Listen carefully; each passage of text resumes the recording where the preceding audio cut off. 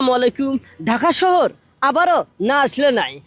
আমি আগে যখন কাজ করতে পারি, যখন নিজের মতন চলতে পারি, তখন ঢাকা শহর আসি। এই বিল্ডিংয়ের কাজ করছি আমি। কাজ করে আজকে মোবাইল কিনেছি, তারপর আমি ভাইরাল হয়েছি। এমন বিল্ডিংয়ের কাজ করছি আমি। এরকম আউটে ধরে হয়তো সেফটি ফার্স্ট নিয়ে, সেফটি বেল নিয়ে, সেফটি হেলমেট নিয়ে তারপর আমি আউটে কাজ করছি ইত্যাদি ইত্যাদি। তারপর কলম বানছি, বিল্ডিংয়ের কাজ করছি শ্রমিক হিসেবে।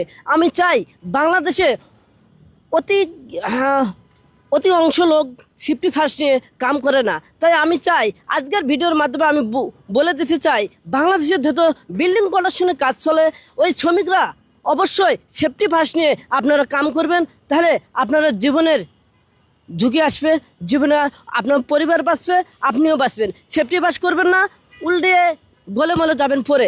আমি চাই না আপনি গোলেমলে যান পরে, আপনি বেঁচে থাকেন সেফটি ফার্স্ট নিয়ে, সেফটি বেল্ট, সেফটি হেলমেট ইত্যাদি ইত্যাদি ফার্স্ট নিয়ে আপনি জীবনের বেঁচে থাকেন, আপনি আপনার জীবনের পরিবার বাঁচান। একটি শ্রমিকের অনেক মূল্য আছে। তাই বাংলাদেশের যে শ্রমিকগুলো আছে, আমি চাই নতুন সরকার কাছ থেকে আমি চাই এগুলো বাংলাদেশের একটা নতুন আইন করে দেন।